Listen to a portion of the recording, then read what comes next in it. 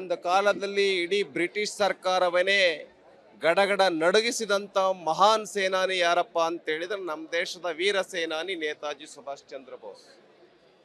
ಅವರು ಈ ಬ್ರಿಟಿಷ್ ಸರ್ಕಾರವನ್ನು ಕಿತ್ತಾಕಬೇಕು, ಭಾರತಕ್ಕೆ ಸ್ವಾತಂತ್ರ್ಯವನ್ನು ತಂದು ಕೊಡಬೇಕು ಅಂತೇಳಿ ನಮ್ಮ ದೇಶದಲ್ಲಿ ಸೇನೆಯನ್ನು ಕಟ್ಟಿದಂಥ ಒಬ್ಬ ಮಹಾನ್ ನಾಯಕ, ಮಹಾನ್ ದೇಶಭಕ್ತ ನೇತಾಜಿ ಸುಭಾಷ್ ಚಂದ್ರ ಬೋಸ್.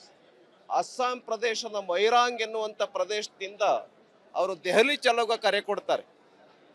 ಆ ದೆಹಲಿ ಚಲೋಗೆ ಕರೆ ಕೊಟ್ಟಂಥ ಸಂದರ್ಭದಲ್ಲಿ ಇಡೀ ಬ್ರಿಟಿಷ್ ಸರ್ಕಾರವೇ ನಡುಗುತ್ತೆ. ಆಮೇಲೆ ಜರ್ಮನಿ ಜೊತೆನಲ್ಲಿ ಮಾತಾಡ್ತಾರೆ, ಹಿಟ್ಲರ್ ಜೊತೆನಲ್ಲಿ ಮಾತಾಡ್ತಾರೆ. ನಮ್ಮ ದೇಶದ ಪ್ರಧಾನಮಂತ್ರಿ ಆಗಿರಲಿಲ್ಲ ನೇತಾಜಿ ಸುಭಾಷ್ ಚಂದ್ರ ಬೋಸ್, ಆದರೆ ಆ ದೇಶದ ನಾಯಕರ ಜೊತೆನಲ್ಲಿ ಮಾತಾಡಿ ನಮ್ಮ ದೇಶಕ್ಕೆ ಸ್ವಾತಂತ್ರ್ಯವನ್ನು ಕೊಡಿಸೋದ್ರೊಳಗೆ ನಾವು ನೀವು ಸೇರಿಬಿಟ್ಟು ಹೋರಾಟ ಮಾಡೋಣ, ಯುದ್ಧವನ್ನು ಸಾರೋಣ ಅಂತೇಳಿ ಆ ರೀತಿ ಪ್ರಧಾನಮಂತ್ರಿ ಆಗದೇನೆ ಆ ದೇಶದ ಮಹಾನ್ ನಾಯಕರ ಜೊತೆನಲ್ಲಿ ಮಾತುಕತೆಯನ್ನು ಮಾಡಿದಂಥ ಮಹಾನ್ ಸೇನಾನಿ ಯಾರಪ್ಪ ಅಂತ ಹೇಳಿದ್ರೆ ನೇತಾಜಿ ಸುಭಾಷ್ ಚಂದ್ರ ಬೋಸ್. ಸ್ವಾಮಿ ವಿವೇಕಾನಂದರಿಂದ ಪ್ರೇರಣೆಯನ್ನು ಪಡೆದು ನಮ್ಮ ದೇಶದ ಸ್ವಾತಂತ್ರ್ಯವನ್ನು ತಂದುಕೊಡೋದ್ರಲ್ಲಿ ಮಹಾನ್ ಸಮರವನ್ನು ಸಾರಿದಂಥ ಆ ಒಂದು ನೇತಾಜಿ ಸುಭಾಷ್ ಚಂದ್ರ ಬೋಸ್ ಅವರ ಫಿಲಮ್ ಚಲನಚಿತ್ರ ಇವತ್ತು ರಿಲೀಸ್ ಆಗ್ತಾ ಇದೆ. ಅದರ ಮಹಾನ್ ಕಾರ್ಯವನ್ನು ಮಾಡಿರ್ತಕ್ಕಂಥವರು ನಮ್ಮ ರೂಪಾ ಅಯ್ಯರ್ ಅವರು ನಮ್ಮ ಮಧ್ಯದಲ್ಲಿದ್ದಾರೆ. ಅವ್ರಿಗೆ ಈ ಸಂದರ್ಭದಲ್ಲಿ ಅಭಿನಂದನೆಯನ್ನು ಸಲ್ಲಿಸ್ತೇನೆ. ಒಂದು ವಿನಂತಿ ಇದೆ, ನಮ್ಮ ಸ್ಕೂಲು ಮತ್ತು ಕಾಲೇಜಿನ ಯುವಕರೆಲ್ಲರೂ ಕೂಡ ಈ ಫಿಲಮನ್ನು ನೋಡಬೇಕು.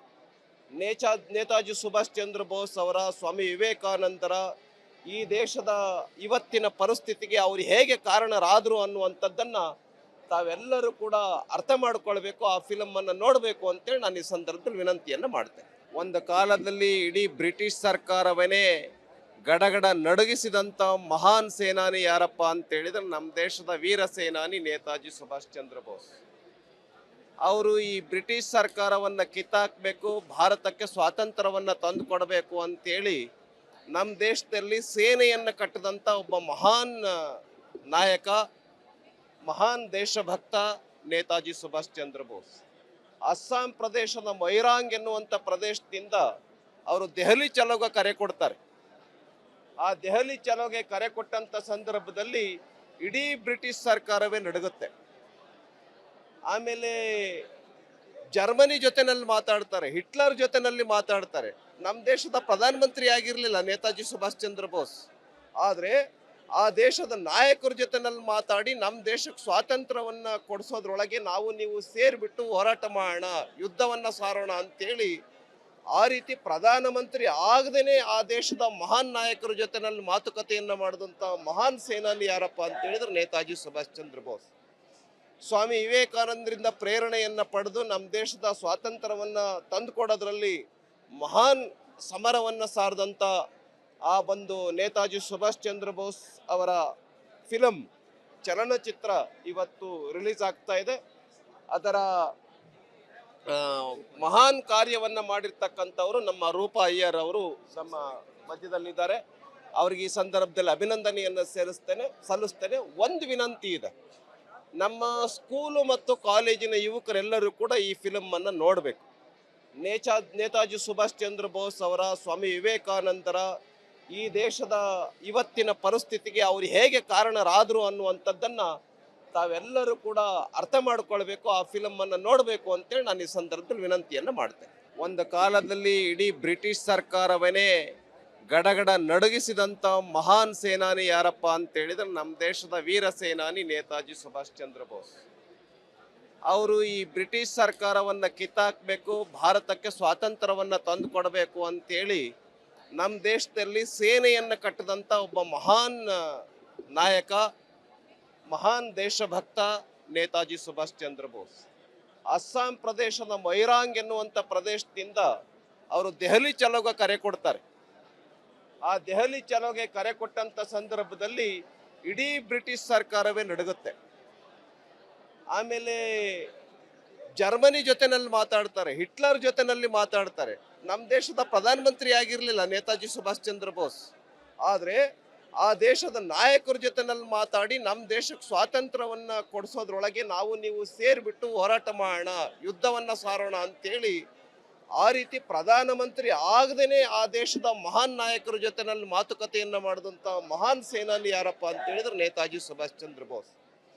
ಸ್ವಾಮಿ ವಿವೇಕಾನಂದರಿಂದ ಪ್ರೇರಣೆಯನ್ನು ಪಡೆದು ನಮ್ಮ ದೇಶದ ಸ್ವಾತಂತ್ರ್ಯವನ್ನು ತಂದುಕೊಡೋದ್ರಲ್ಲಿ ಮಹಾನ್ ಸಮರವನ್ನು ಸಾರಿದಂಥ ಆ ಒಂದು ನೇತಾಜಿ ಸುಭಾಷ್ ಚಂದ್ರ ಬೋಸ್ ಅವರ ಫಿಲಮ್ ಚಲನಚಿತ್ರ ಇವತ್ತು ರಿಲೀಸ್ ಆಗ್ತಾ ಇದೆ. ಅದರ ಮಹಾನ್ ಕಾರ್ಯವನ್ನು ಮಾಡಿರ್ತಕ್ಕಂಥವರು ನಮ್ಮ ರೂಪಾ ಅಯ್ಯರ್ ಅವರು ನಮ್ಮ ಮಧ್ಯದಲ್ಲಿದ್ದಾರೆ. ಅವರಿಗೆ ಈ ಸಂದರ್ಭದಲ್ಲಿ ಅಭಿನಂದನೆಯನ್ನು ಸಲ್ಲಿಸ್ತೇನೆ. ಒಂದು ವಿನಂತಿ ಇದೆ, ನಮ್ಮ ಸ್ಕೂಲು ಮತ್ತು ಕಾಲೇಜಿನ ಯುವಕರೆಲ್ಲರೂ ಕೂಡ ಈ ಫಿಲಮನ್ನು ನೋಡಬೇಕು.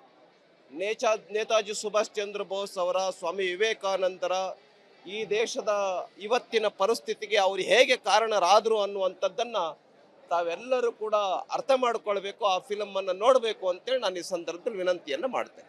ಒಂದು ಕಾಲದಲ್ಲಿ ಇಡೀ ಬ್ರಿಟಿಷ್ ಸರ್ಕಾರವನ್ನೇ ಗಡಗಡ ನಡುಗಿಸಿದಂಥ ಮಹಾನ್ ಸೇನಾನಿ ಯಾರಪ್ಪ ಅಂತೇಳಿದ್ರೆ ನಮ್ಮ ದೇಶದ ವೀರ ಸೇನಾನಿ ನೇತಾಜಿ ಸುಭಾಷ್ ಚಂದ್ರ ಬೋಸ್.